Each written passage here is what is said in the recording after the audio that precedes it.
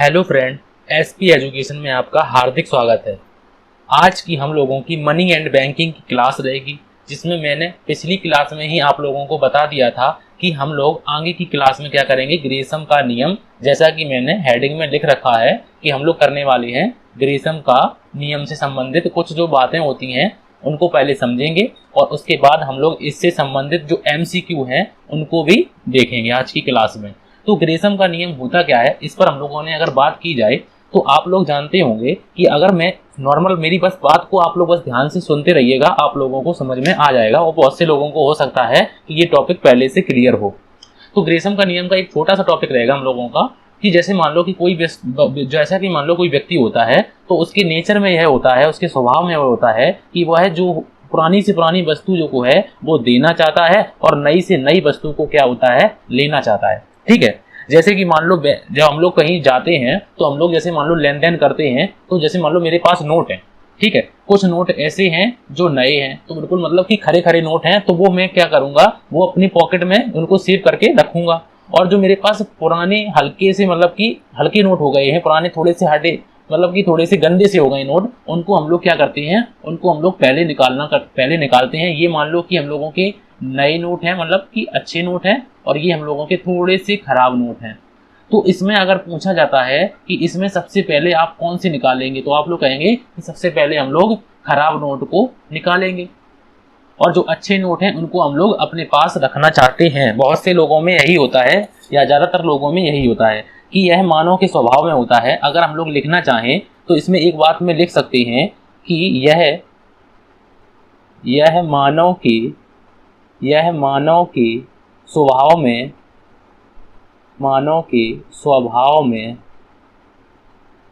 यह मानव के स्वभाव में है कि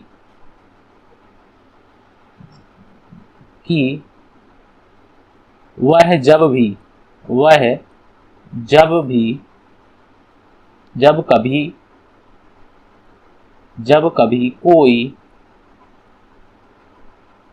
कभी कोई वस्तु क्रय करता है, वस्तु क्रय करता है,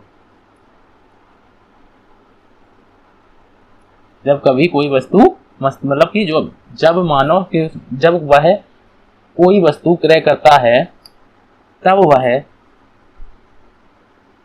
वह अच्छी से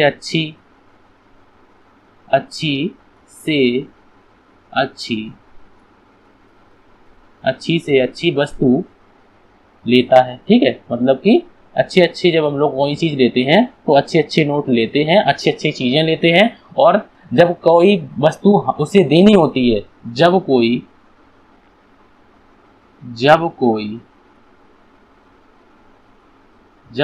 वस्तु उसे देनी होती है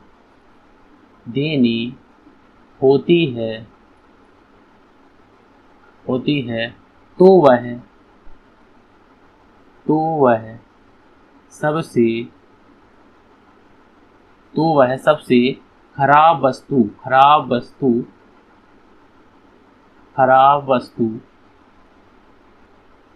खराब वस्तु को पहले देता है।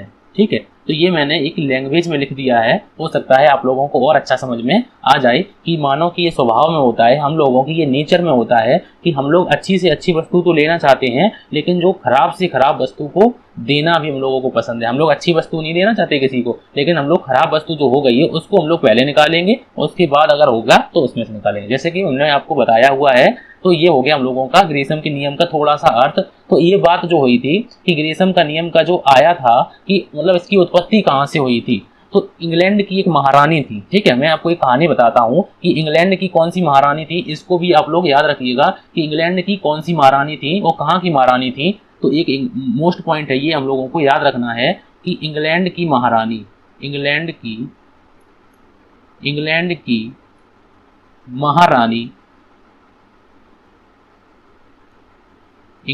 महारानी ने जो उनका नाम था, क्या था नाम, उनका नाम था एलिजाबेथ प्रथम। क्या नाम था? एलिजाबेथ प्रथम। एलिजाबेथ प्रथम। तो इंग्लैंड की एक महारानी थी जिनका नाम था एलिजाबेथ प्रथम। के समय में पुराने और कम वजन के सिक्के चलाए जाते थे, मतलब कि उनके जो जमाने में थे उनके दौर में पुराने और नए कम वजन के सिक्कों का प्रचलन था। तो महारानी ने क्या सोचा कि महारानी ने ये सोचा कि ये जो कम वजन के सिक्के हैं और जो पुराने सिक्के हो गए हैं इनको मार्केट से हटाया जाए, मतलब कि ये अच्छे नोट नहीं है, मतलब इनके जो सिक्के हैं ये खराब हो गए हैं। तो उन्होंने क्या सोचा कि उन्होंने ये सोचा कि ये जो पुराने सिक्के हैं इनको निकाला जाए मार्केट से और नए सिक्के जो हैं वो अच्छे अच्छे सिक्के जो हैं वो मार्केट में नहीं डाले जाएं। तो अब हुआ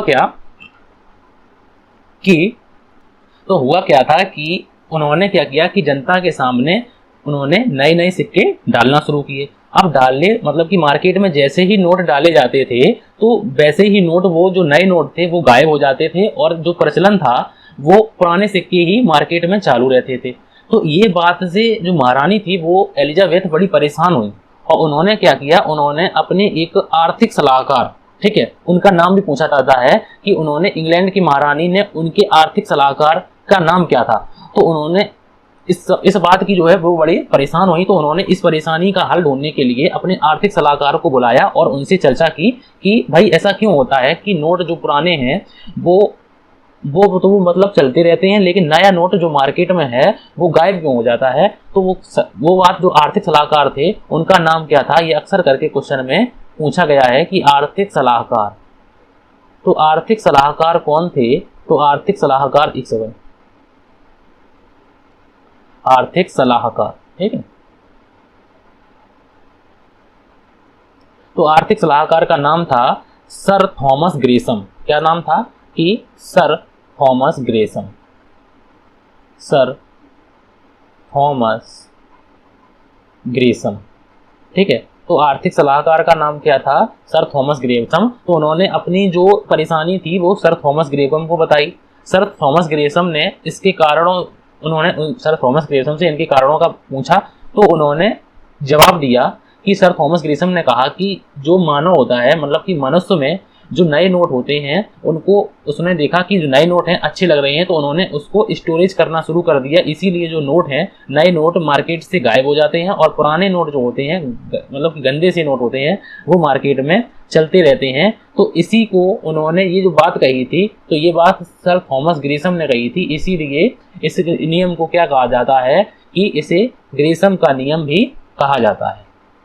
अगर पूछा जाता है कि ग्रेसम के नियम की व्याख्या किसने की थी, तो ग्रेसम के नियम की व्याख्या जो है वो सर थॉमस ग्रेसम ने की थी। और सर थॉमस ग्रेसम ने यही कहा था कि जो पुराने सिक्के होते हैं, लोगों में क्या प्रवृत्ति होती है कि पुराने सिक्के जो होते हैं, नए सिक्के जो अच्छे सिक्के होते हैं उनको मनुष्य में अपने पास रखने की ज़्यादा इच्छा होती है, और जो नए सिक्के पुराने सिक्के होते हैं उनको जो मनुष्य होता है वो दूसरे को देना चाहता है, ठीक है। तो इसीलिए इस बात को उन्होंने सबसे पहले बताया था। तो सर थॉमस ग्रेसम ने कौन सी बात कही थी, तो ये बात कॉमा इन्वर्टेड कॉमा में पूछी जाती है। तो उन्होंने एक परिभाषा दी थी कि खराब मुद्रा, यही बात पे पूरा जो ग्रेसम का नियम है यही बात पर पूरा है कि खराब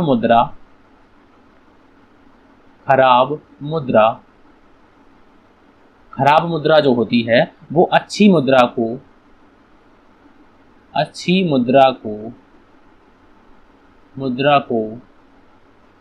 चलन मतलब कि होता है हम लोगों का जो प्रेजेंट टाइम में चलन होता है, चलती है, मतलब कि नोट मार्केट में जो नोट चलते हैं उनको चलन बोलते हैं। तो मुद्रा को चलन से बाहर निकाल देने की प्रवृत्ति रखती है। तो ये बात कही थी कि खराब मुद्रा जो होती है वो अच्छी मुद्रा जो होती है उसको चलन से बाहर कर देती है। जैसे मान लो कि ये मार्केट है, तो इस मार्केट में एलिजाबेथ ने कुछ सिक्के नए नए डलवाए। ये नए नए सिक्के हैं, ये जो दिख रहे हैं ये नए नए सिक्के हैं। तो मनुष्य ने क्या किया कि इन जो नए नए सिक्कों का जो है, और कुछ पुराने सिक्के हैं, ये पुराने सिक्के हैं, ये जो लाल रंग के हैं ये पुराने सिक्के हैं। तो मनुष्य ने क्या किया कि इन जो नए सिक्के हैं इनको अपने पास रखना शुरू किया, और मार्केट में कौन से रह गए, तो मार्केट में जो नए पुराने सिक्के थे वही मार्केट में रह गए। तो अगर कहा जाए तो खराब मुद्रा अच्छी मुद्रा को चलन से बाहर निकाल देती है। तो मार्केट में अब चलता कौन है, तो पुराने सिक्के जो पहले चलते थे वही चलते हैं। तो महारानी एलिजाबेथ का ये प्लान जो था वो एक तरीके से फ्लॉप हो गया था। इसी की पूरी जानकारी किसने दी थी? तो इसकी जानकारी पूरी सर थॉमस ग्रेसम ने उनको बताई थी। तो ये हम लोगों ने ग्रेसम के नियम की बात की है। अब हम लोग करने वाले हैं इससे संबंधित जो एमसीक्यू हैं वो एमसीक्यू पर हम लोग देखते हैं। तो जैसा कि आप लोगों के सामने एमसीक्यू लिखे हुए हैं और एमसीक्यू में अगर हम लोग एमसीक्यू पढ़ें तो क्वेश्चन नंबर 1 में लिखा हुआ है कि कॉमा इन्वर्टेड कॉमा यदि बुरी मुद्राएं परिमाण से में सीमित नहीं हैं तो अच्छी मुद्राओं को चलन से बाहर कर देती हैं। तो ये परिभाषा किसने कही थी? तो यह परिभाषा जो कही थी उनका नाम बताना है। मार्शल साहब ने कही थी, रॉबर्टसन साहब ने कही थी, या फिर कीन्स ने, या फिर पेगू ने। तो इनको बताना है कि यह परिभाषा किसने कही थी। तो ये जो परिभाषा है वो मार्शल साहब ने कही थी। तो इसका राइट आंसर होगा ए ऑप्शन, बिल्कुल सही आंसर हो जाएगा। उसके बाद दूसरा नंबर क्वेश्चन लिखा हुआ है कि अच्छी मुद्रा से तात्पर्य क्या है? अच्छी मुद्रा से क्या तात्पर्य है? पहला नंबर में लिखा हुआ है कि नए व पुराने भार वाले सिक्कों से। तो अच्छी मुद्रा से बिल्कुल नए व पुराने पूरे भार वाले सिक्कों से हो सकता है। द्विधातुमान के अंतर्गत अपेक्षाकृत अधिक महंगी मुद्रा, बिल्कुल सही बात है। तो ये जो है, ये दोनों बातें जो हैं वो सही हैं। तो इसलिए इसका जो राइट आंसर है वो सी ऑप्शन बिल्कुल सही आंसर हो जाएगा। उपयुक्त ए और बी दोनों हम लोग करने वाले हैं। आगे की क्लास में हम लोग द्विधातुमान को भी आप लोगों को बताएंगे। धातुमान क्या होता है, द्विधातुमान क्या होता है, इस पर भी हम लोग क्लास को लेंगे। लेकिन आज हम लोग ग्रेसम के नियम के पूरा देखेंगे। उसके बाद क्वेश्चन नंबर 3 में लिखा हुआ है कि ग्रेसम के नियम की क्रियाशीलता का क्या कारण है? मतलब कि कारण क्या है इसका? अच्छी मुद्राओं का संग्रह लोग करते हैं, बिल्कुल सही बात है कि ग्रेसम का नियम कब लागू होता है? जब लोग अच्छी अच्छी मुद्राओं को अपने पास रखना शुरू कर देते हैं और बुरी मुद्रा मार्केट में छोड़ देते हैं। तो इसमें क्या होता है कि ग्रेसम का नियम की क्रियाशीलता क्या है? अच्छी मुद्रा का संग्रह, बिल्कुल सही बात है। सिक्कों का गलना, लोग क्या करते हैं कि जो अच्छी मुद्रा होती है उसको गलाना शुरू कर देते हैं। तो यह भी बिल्कुल सही बात है। अच्छी सिक्कों का निर्यात करना, तो ये भी सही बात है कि अच्छे सिक्कों का निर्यात करना शुरू कर देते हैं। तो ए, बी और सी तीनों सही हैं। तो इसका राइट आंसर होगा डी ऑप्शन, बिल्कुल सही आंसर हो जाएगा। उसके बाद क्वेश्चन नंबर 4, और क्वेश्चन नंबर 4 में लिखा हुआ है कि ग्रेसम के नियम को पत्र मुद्रामान के अंतर्गत किन दशाओं में लागू किया जा सकता है? तो इसका ऑप्शन लिखा हुआ है कि जब देश में प्रतिनिधि और परिवर्तनशील मैंने आप लोगों को पिछली क्लास में बता दिया है। अगर नहीं देखा है तो आप लोग क्रम से, मैंने प्लेलिस्ट बना दी है, उसको आप लोग क्रम से देख सकते हैं। तो जब देश में प्रतिनिधि और परिवर्तनशील पत्र मुद्रा एक साथ चलन में होती हैं तो प्रतिनिधि मुद्रा को अच्छी और परिवर्तनशील मुद्रा को बुरी मुद्रा समझा जाता है। मतलब कि ऐसी मुद्रा जो प्रतिनिधि और परिवर्तनशील पत्र मुद्रा चलन में होती है तो प्रतिनिधि मुद्रा को अच्छी और परिवर्तनशील मुद्रा को बुरी समझा जाता है। ये ऑप्शन लिखा हुआ है।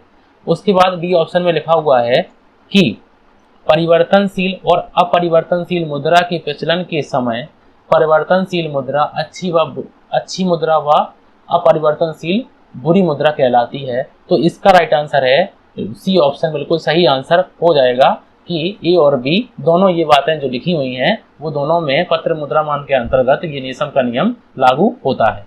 क्वेश्चन नंबर 5 में लिखा हुआ है कि ग्रेसम के नियम की क्या सीमाएं हैं?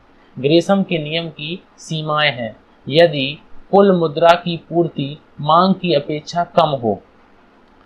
यदि कुल मुद्रा की पूर्ति मांग की अपेक्षा कम हो, ये सीमाएं हैं। तो ये बिल्कुल सही बात है कि जब जनता सभी मुद्राओं को एक जैसा समझती हो, तो ये भी बिल्कुल सही बात है। विभिन्न मुद्राओं का कार्य क्षेत्र अलग हो, ये भी बिल्कुल सही बात है। तो इसका राइट आंसर होगा डी ऑप्शन, बिल्कुल सही आंसर हो जाएगा कि सीमाएं पूछा है कि ग्रेसम के नियम की क्या सीमाएं हैं। तो ग्रेसम का नियम कब रोक सकता है? तो आप लोग कहेंगे कि विभिन्न मुद्राओं का कार्य क्षेत्र अलग अलग हो, बिल्कुल सही बात है। बहुत से प्रकार की मुद्राएं अलग अलग चले तो लोग स्टोर करना बंद कर देंगे, ठीक है। और बी ऑप्शन में लिखा हुआ है जब जनता सभी मुद्राओं को एक जैसा समझती है। मुद्राएं जो होती हैं, नई मुद्रा और पुरानी मुद्रा जनता एक जैसी समझे, तो वहां पर भी ग्रेसम का नियम नहीं लगता है। और ए ऑप्शन में ये भी लिखा हुआ है। तो ये जो आंसर है इसका राइट आंसर होगा डी ऑप्शन, बिल्कुल सही आंसर हो जाएगा। उसके बाद नेक्स्ट क्वेश्चन, और नेक्स्ट क्वेश्चन नंबर 6 में लिखा हुआ है कॉमा इन्वर्टेड कॉमा बुरी मुद्रा अच्छी मुद्रा को चलन से बाहर कर देती है। तो ये बात किसने कही थी? तो ये बात कही थी हमारे थॉमस ग्रेसम साहब ने कही थी। तो इसका राइट आंसर होगा बी ऑप्शन, बिल्कुल सही आंसर हो जाएगा। उसके बाद 7 नंबर क्वेश्चन में लिखा हुआ है कि निम्नलिखित में से कौन सी स्थिति ग्रेसम का नियम का अपवाद नहीं है। मतलब कि अपवाद नहीं है, पूछा है कि अपवाद नहीं होती है अच्छी मुद्रा का प्रमाणिक होना, अच्छी मुद्रा का प्रमाणिक होना, बुरी मुद्रा का अत्यधिक घटिया होना। तो ये बात बिल्कुल नहीं है। तो ये बात जो है बी ए ऑप्शन बिल्कुल सही आंसर है कि ये अपवाद नहीं है अच्छी मुद्रा का प्रमाणिक होना। तो ये बात अपवाद में नहीं आएगी। उसके बाद क्वेश्चन नंबर 8 और आज का हम लोगों का अंतिम क्वेश्चन लिखा हुआ है कि बुरी मुद्रा अच्छी मुद्रा को चलन से बाहर कर देती है। यह बात द्वारा कही गई, मतलब ये किसके द्वारा कही गई है? तो इसका राइट आंसर आप लोगों को हमें कमेंट बॉक्स में बताना है। इसका राइट आंसर आप लोगों को हमें कमेंट बॉक्स में बताना है। ये क्वेश्चन हमने आपको होमवर्क के रूप में दिया है, तो इसका राइट आंसर आप लोगों को कमेंट बॉक्स में जरूर बताना है और क्लास को लाइक जरूर करना है।